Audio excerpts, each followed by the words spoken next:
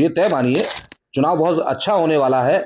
जो लोग ये कह रहे थे कि राष्ट्रीय दल के सामने मतलब वहां पर जो भी कैंडिडेट लड़ने वाले हैं वो नहीं लड़ेगा, ये लड़ाई किसी समाज की नहीं है, ये राष्ट्रीयता की लड़ाई है। ये राष्ट्रीयता की लड़ाई उन लोगों के ऊपर, उन आताताइयों के ऊपर है जो वहां पर रहते हुए, जो समाज के होते हुए, जो सवर्णों के बीच में रहते हुए, सवर्णों के समाज से होते हुए आज तक अपनी आवाज नहीं उठा पाए, आज तक ये आवाज नहीं उठा पाए कि सवर्णों पर क्या अत्याचार हो रहा है। जब कानून बन रहे होते हैं, वो लोग टेबलें ठोक रहे होते हैं, ऐसे लोगों को राष्ट्रीयता का जवाब। देखिए, बड़ी शर्मनाक बात है सबसे बड़ी तो ये कि अगर नरोत्तम मिश्रा स्वयं चुनाव लड़ रहे हैं या कोई और भी लड़ रहा है, ये नेता क्या गूंगे हो गए थे? इनको शर्म नहीं आती? चुनाव के लिए फॉर्म नहीं भरना चाहिए इनको क्षेत्र में नहीं जाना चाहिए। उन लोगों को किस मुंह से ये आंखें मिले आंखों में आंखें डालकर बात कर रहे हैं? जब ये अपनी बहू बेटियों की इज्जत पर जब बात आती है तब नहीं बोल पाते, तो इनको तो शर्म से डूब मरना चाहिए। बाजू में ही नदी है सिंध, इन्हें कूद जाना चाहिए उसमें।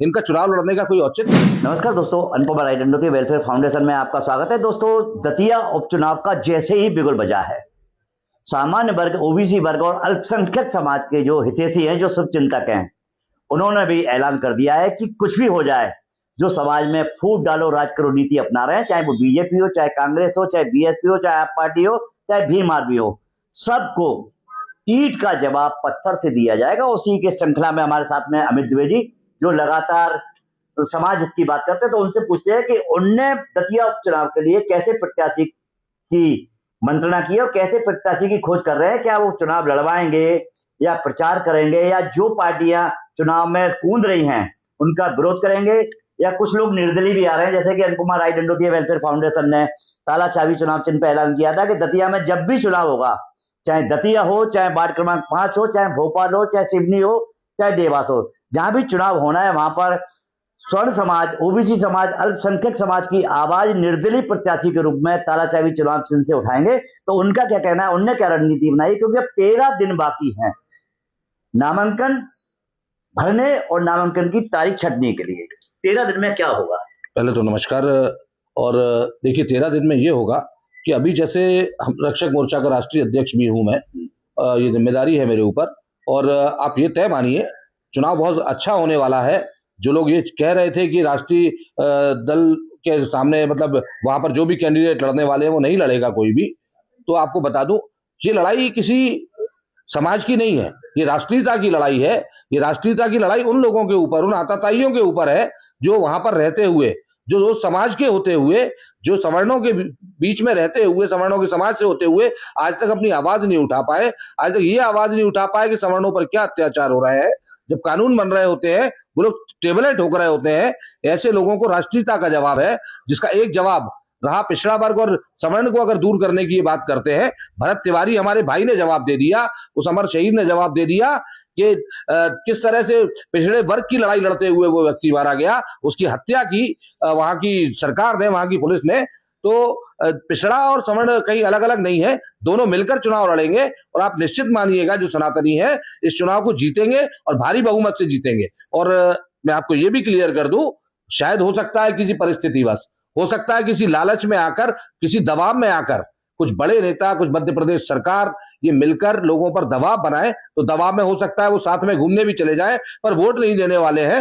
वोट वो पूरा इस वैकल्पिक व्यवस्था जो की गई है सवर्णों के लिए, जो सनातनियों के लिए, वोट उसी को देंगे। बहुत से लोग थे जो संतोष वर्मा के खिलाफ बात कर रहे थे, बीजेपी के खिलाफ बात कर रहे थे, कांग्रेस के खिलाफ बात कर रहे थे, नरोत्तम मिश्रा के खिलाफ बात कर रहे थे, कांग्रेस प्रत्याशी के खिलाफ बात कर रहे थे, भीम आर्मी के खिलाफ बात कर रहे थे, वो आज नरोत्तम मिश्रा को लेकर पोस्टर डाल रहे हैं। देखिए, बड़ी शर्मनाक बात है सबसे बड़ी तो ये कि अगर नरोत्तम मिश्रा स्वयं चुनाव लड़ रहे हैं या कोई और भी लड़ रहा है, ये नेता क्या गूंगे हो गए थे? इनको शर्म नहीं आती? चुनाव के लिए फॉर्म नहीं भरना चाहिए इनको क्षेत्र में नहीं जाना चाहिए। उन लोगों को किस मुंह से ये आंखें मिले आंखों में आंखें डालकर बात कर रहे हैं? जब ये अपनी बहू बेटियों की इज्जत पर जब बात आती है तब नहीं बोल पाते, तो इनको तो शर्म से डूब मरना चाहिए।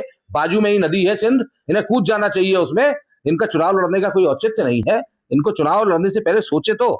जब आपकी बेटियों को गाली दे रहे हैं, जब आपकी बेटियों को साथ सुलाने की बात करते हैं, जब आपकी बेटियों की अस्मिता पर बात आती है, तब अगर आपके मुंह से कुछ नहीं निकलता, तो इससे ज्यादा घृणित और गिरा हुआ आदमी कोई हो नहीं सकता। किस मुंह से वोट मांगने जा रहे हैं, मुझे तो ये भी समझ नहीं आ रहा। देखिए, मैं आपको बता दूं कि जिस तरह से आपने देखा होगा, जब महाभारत सभी ने पढ़ी है, सभी सुनते हैं, सभी सनातनियों की सुनी हुई है, भगवान श्री कृष्ण ने यादव वंश के कहे जाते हैं, उनने जब लाज बचाने के लिए जब पूरी सभा में आ गए और पूरा ढकने का काम द्रौपदी को किया, तो आप मात्र एक छोटे से एक धागे से उन्होंने उनकी लपेट दिया था उंगली के ऊपर, जब उनकी उंगली कटी। तो मैं ये समझता हूं कि वही सनातन फिर जिंदा हो रहा है। उसी सनातन को जिंदा करने के लिए ना तो किसी जाति में जाइएगा, बल्कि ये देखिए बहन बेटियों की इज्जत कौन बचाएगा, बहन बेटियों के लिए लड़ने कौन जाएगा, उनका साथ दें। और इन लोगों का साथ बिल्कुल ना दें जो बहन बेटियों की अस्मिता पर बात आने पर घर में बैठ जाते हैं। आप नरोत्तम की बात कर रहे हैं, आपके जो ब्राह्मण संगठन चला रहे हैं, क्षत्रिय संगठन चला रहे हैं, वो पोस्टर डाल रहे हैं। मैं सिर्फ नरोत्तम की बात नहीं कर रहा, I am not talking about Narottam Mishra only. मैं बात कर रहा हूं जितने भी लड़ रहे हैं, कांग्रेस से भी लड़ेंगे, बीजेपी से भी लड़ेंगे, सपा से भी लड़ेंगे, बसपा से भी लड़ेंगे, सभी दलों से लड़ेंगे, निर्दलीय भी लड़ेंगे, कुछ अपने यही लोग लड़ाएंगे, डमी कैंडिडेट भी लड़ाएंगे।